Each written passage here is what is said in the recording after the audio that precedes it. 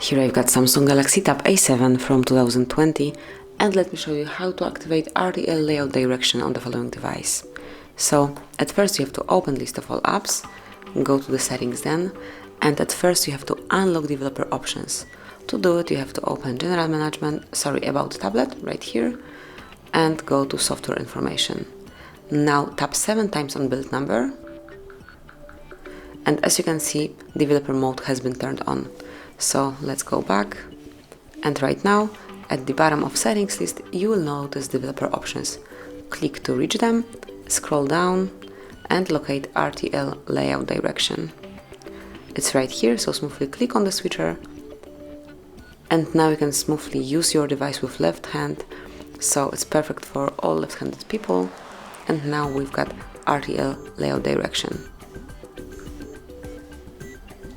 And that's it. Obviously you can switch it off the same way, so just open developer mode, locate RTL layout direction, click on it, and as you can see now we are back in the default setup. So this is it, that would be all. Thanks for watching, please subscribe our channel and leave the thumbs up.